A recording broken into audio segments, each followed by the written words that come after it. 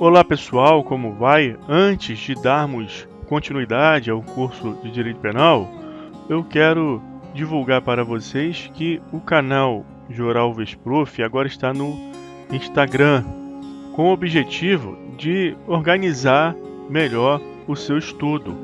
O que você vai encontrar aqui?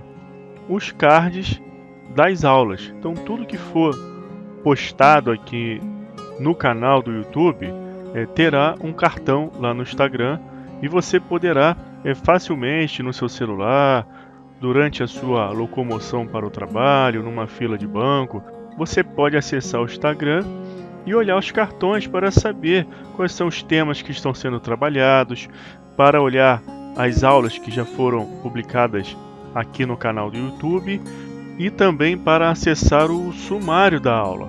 Você clica no cartão e aqui tem o sumário, você vai saber do que está sendo tratado naquela aula e também acompanha os temas que estão sendo trabalhados. Então aqui, por exemplo, eu tenho a aula 8, que foi a última aula postada aqui no canal, e aqui está o sumário e ainda estamos no tema Introdução ao Direito Penal. Então o objetivo é que você organize melhor o seu estudo. Você vai ver aqui também que teremos outros cartões que não dizem respeito ao curso de Direito Penal. Então você vai olhar um outro cartão, é um outro assunto, vai aparecer aqui aulas de processo penal, aulas de direito do trabalho, tutoriais para atuação no processo eletrônico. Só que para você que tem interesse no curso completo de Direito Penal, é só observar a sequência numérica. Então o próximo cartão será o da aula 9. Então pessoal, é isso que eu queria mostrar para vocês e vamos então agora dar continuidade ao curso completo de Direito Penal.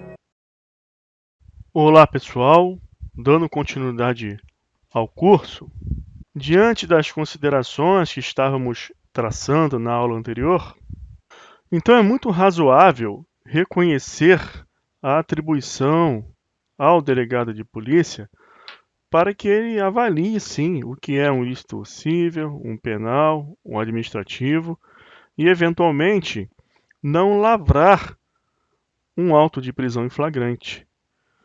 Porque uma pessoa não pode ser constrangida dessa maneira se não praticou realmente um ilícito penal. Se ela estaria naquela situação porque a população ela simplesmente acha que aquilo é penal, está trabalhando com opiniões. Então, o delegado de polícia, ele tem que ter realmente essa função de filtrar aquilo que tem a possibilidade de ingressar na esfera penal.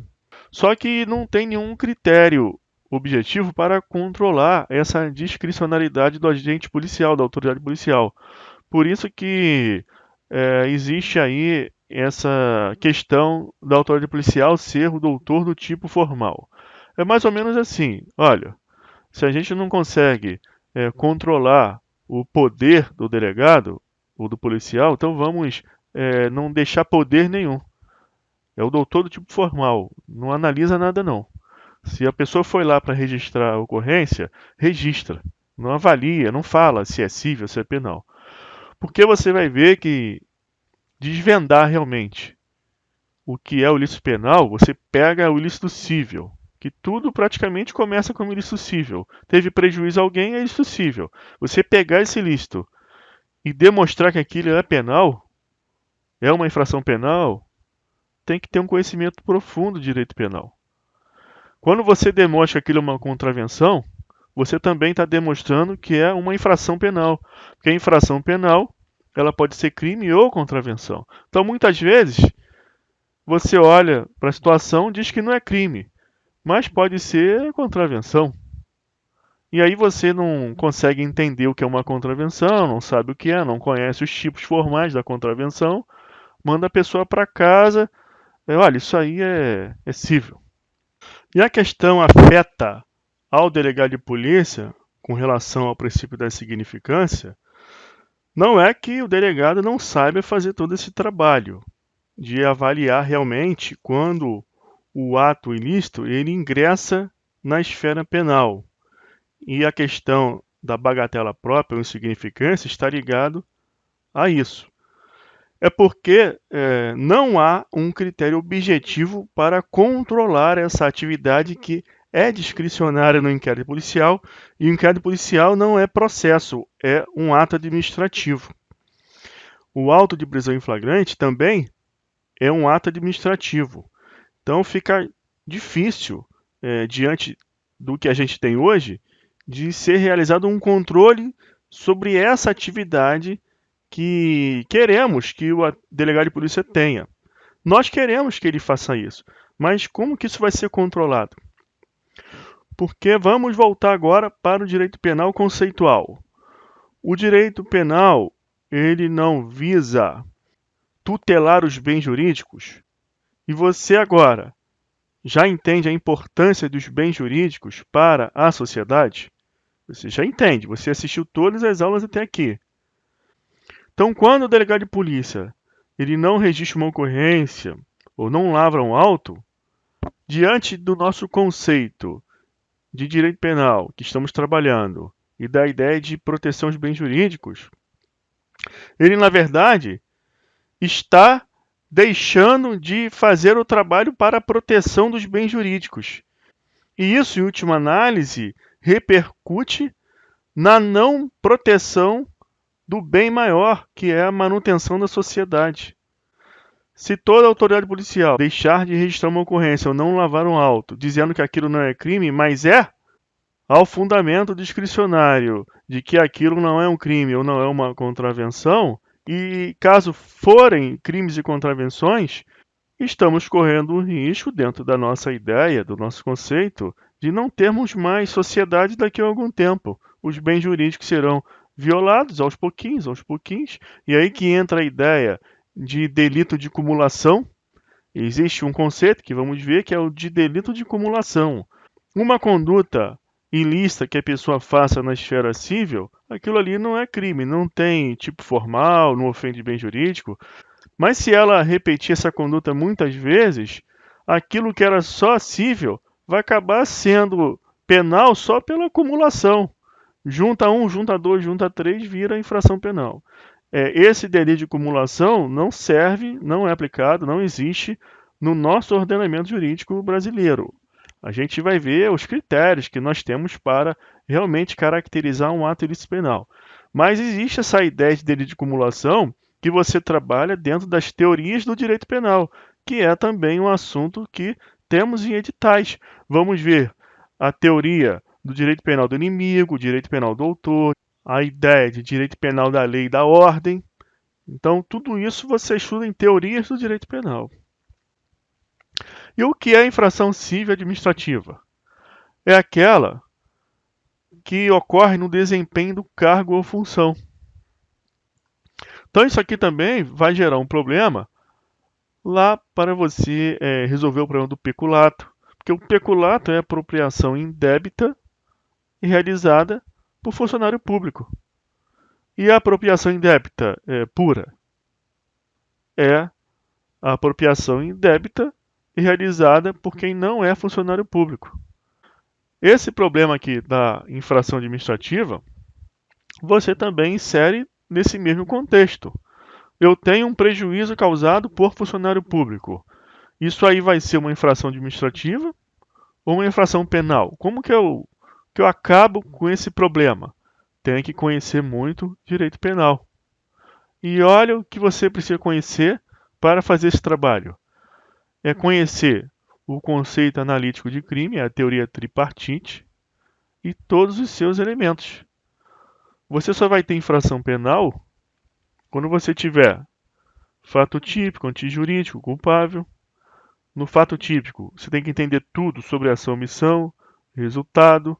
Eu tenho asterisco aqui, porque eu vou precisar falar muita coisa sobre esse asterisco no resultado, porque nem sempre vai ter infração penal com resultado. Se não tem resultado, não tem nexo causal. Então você pode ter fato típico com ação, omissão e tipicidade.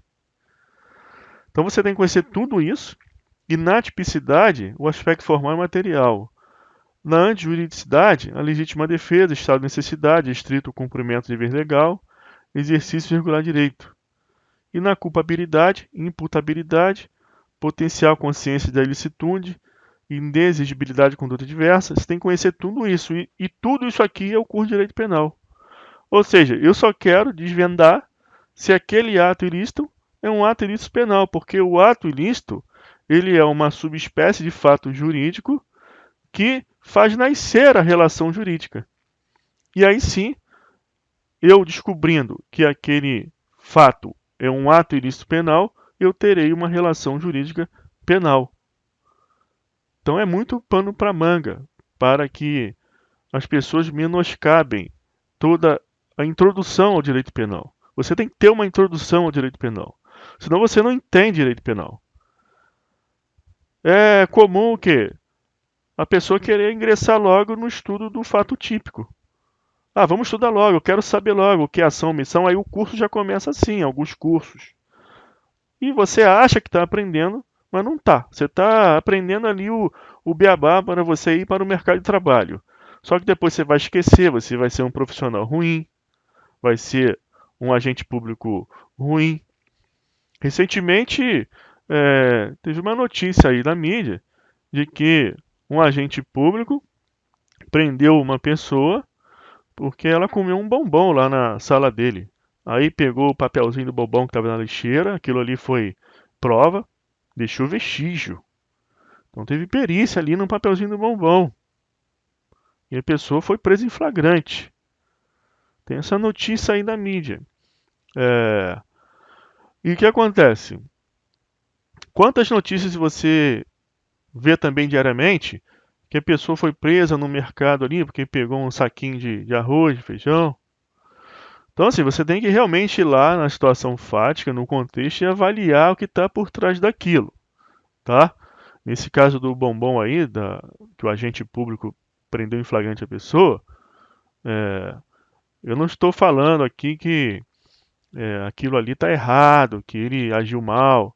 O operador do direito, ele só vai dar um parecer jurídico se ele conhecer o contexto ali, o caso concreto. Aparentemente, a partir do teor da notícia veiculada, prima facie, não é correto. Eu estou dizendo que tem essa notícia, tá? Então você pode pesquisar, olhar, é o senso crítico. Vai ver a notícia, busca aí na internet e dá uma analisada. Quando que o ilícito é cível e quando é penal? Então a coisa, pessoal, é muito mais profunda. E é isso que eu quero que você compreenda. Agora a gente está praticamente fazendo uma transição geral aí para o direito penal, sobre essa identificação realmente de uma relação jurídica penal. E aos pouquinhos você vai ter isso muito claro na sua mente. Quando então você ingressar no estudo do direito penal positivo, você vai tirar de letra. Então, pessoal, você começa a perceber que estudar direito penal é investigar a essência do ato ilícito. É você caracterizar um ato ilícito genérico. Qual é o ato ilícito genérico? É aquele definido pelo Código Civil, artigo 186. E você então perceber que ele tem alguns contornos que permitem que você afirme que aquele ato ilícito é penal. E é isso que vai ocorrer no estudo do direito penal. O direito penal estuda praticamente isso, a caracterização do ato ilícito penal, porque o ato ilícito, você já compreendeu isso?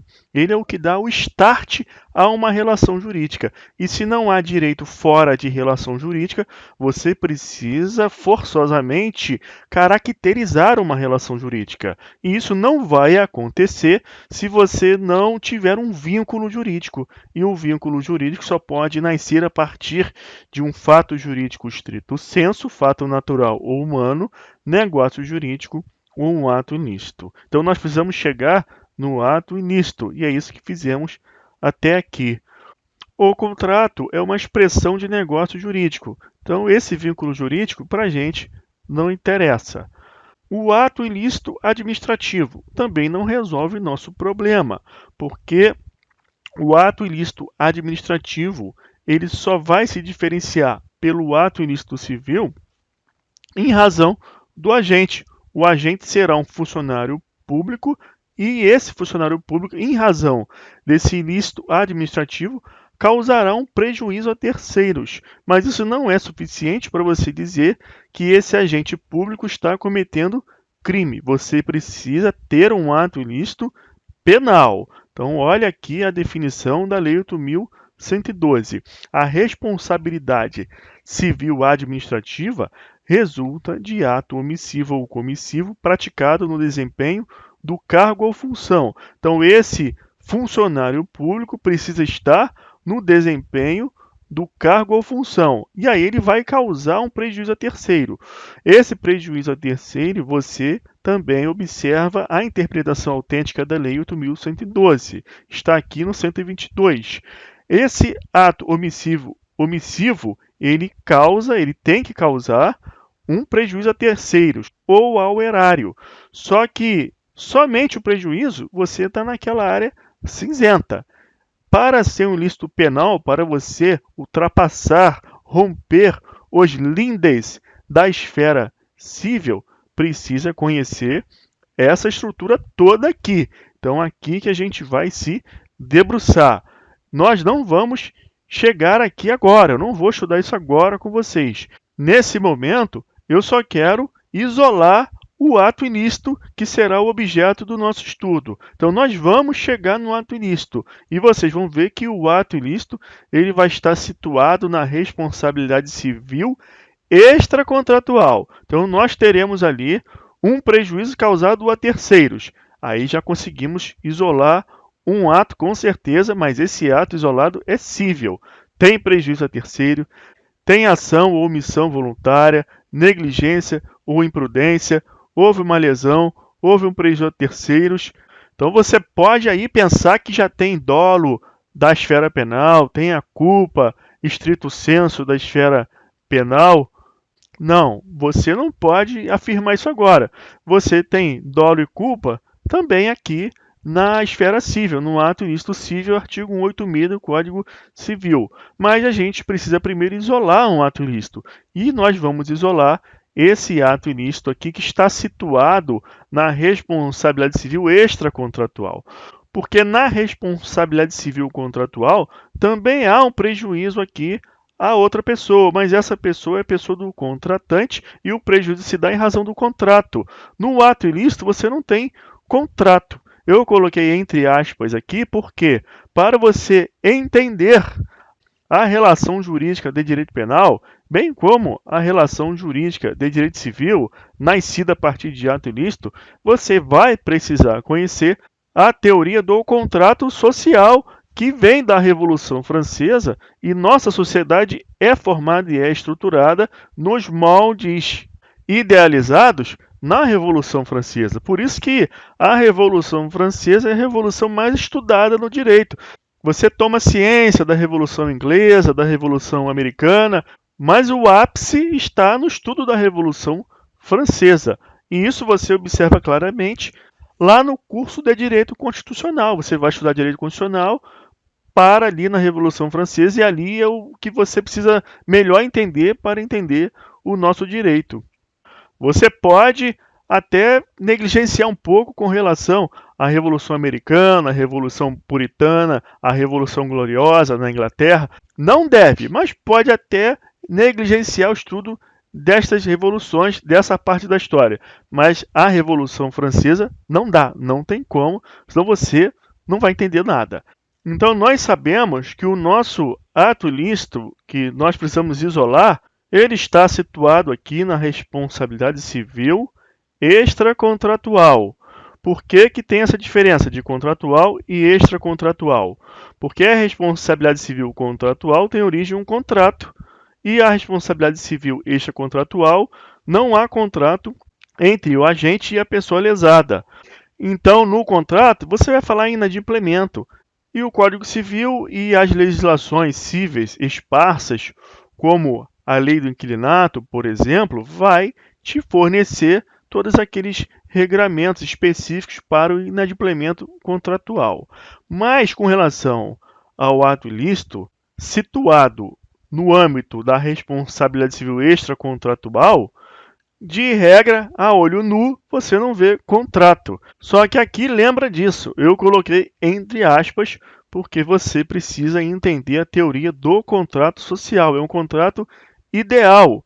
E você vai perceber isso quando você também leva a sua mente lá para o direito romano, porque a responsabilidade civil extracontratual ela também é chamada de responsabilidade civil aquiliana, porque ela tem origem no direito romano, século III a.C., recebe o nome de seus proponentes, seus idealizadores, e tem aqui uma ideia que gravita em torno da responsabilidade civil aquiliana ou extracontratual, na ideia de prejuízo causado a terceiro, que atinge também, de maneira mais modesta, mais módica, a sociedade. Então aqui você já começa ali a querer romper as barreiras dos lindes da esfera civil.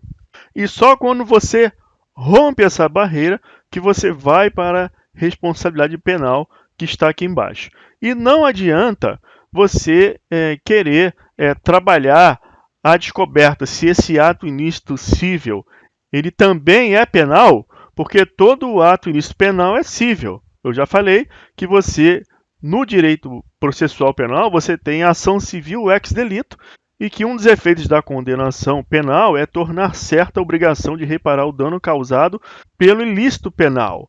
Então você terá, no caso de um crime ou de contravenção, uma lesão causada ao terceiro em razão desse crime ou contravenção, por isso que haverá denominação de responsabilidade civil ex delito, é em razão do delito. Só que a infração penal ela vai se dividir em crime ou contravenção. Só que você precisa entender desde já que a diferença entre crime e contravenção não é na essência.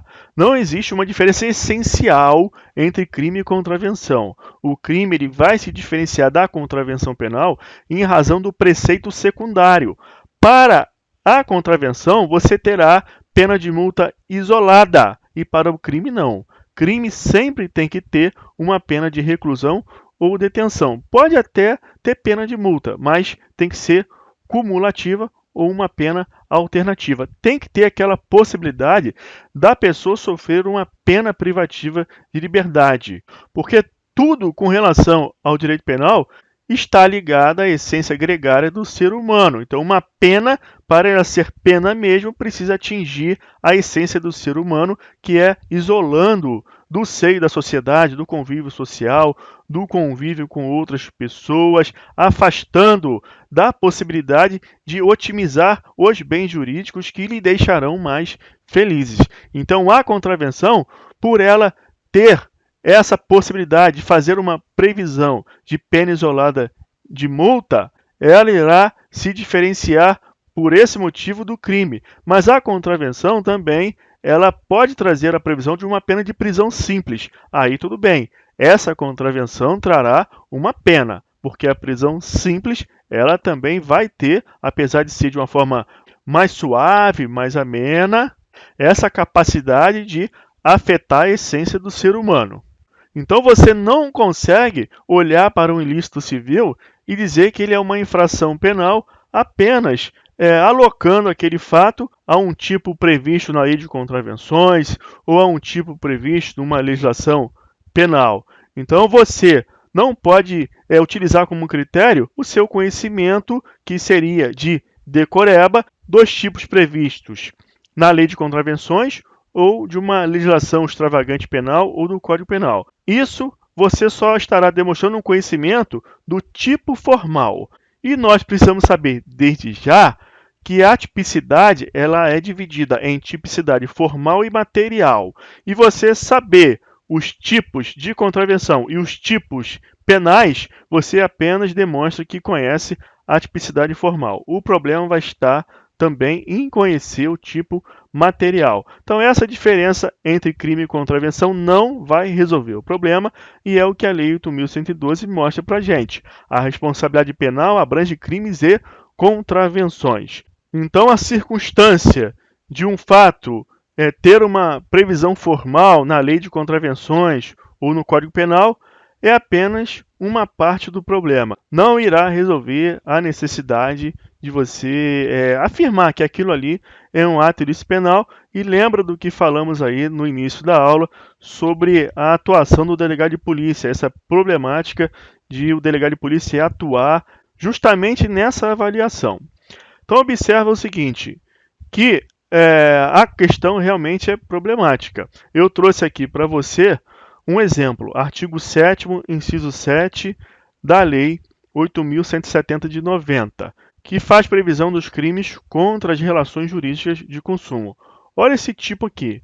É crime induzir ao consumidor ou usuário a erro, por via de indicação ou afirmação falsa ou enganosa sobre a natureza, qualidade do bem ou serviço, utilizando-se de qualquer meio, inclusive a veiculação ou divulgação publicitária. Agora, pega esse tipo formal aqui e olha para a sua realidade onde você vive no dia a dia. Quantas situações na relação de consumo você vivencia, verificando propagandas, etc., em que você pode, de uma maneira imprudente até, adequar a esse tipo aqui informal. Então eu trago esse exemplo para te mostrar como que você, como segurança, sendo um agente público, sendo um delegado de polícia, sendo um policial, sendo um juiz, você vai ter firmeza, segurança para fazer isso. Olha a sua volta, você vive numa sociedade de consumo. Quantas investidas você recebe diariamente, publicitárias, etc., em que você se sente mal com aquilo, mas você tem coragem de imputar aquela conduta que você não concorda como se crime fosse? Outro exemplo que eu vou te dar para te demonstrar, fazer você refletir, que o problema do direito penal é identificar a natureza do ato ilícito. É com relação ao crime previsto no artigo 146 do Código Penal. Reduzir alguém à condição análoga de escravo.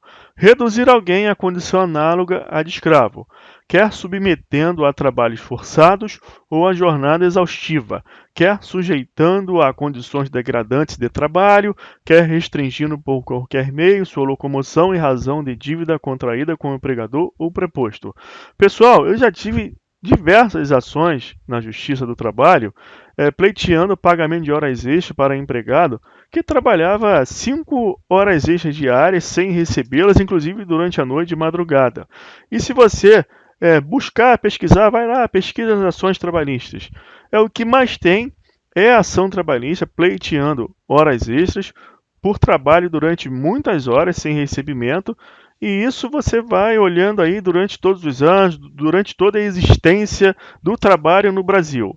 Agora, quantos desses casos que o juiz do trabalho ele aplicou o artigo 40 do Código de Processo Penal, que determina que o juiz, em qualquer processo, visualizando papéis, documentos que estão ali diante da sua vista no processo, ele deve remeter aquelas peças para o Ministério Público. Isso é chamado de peças de informação.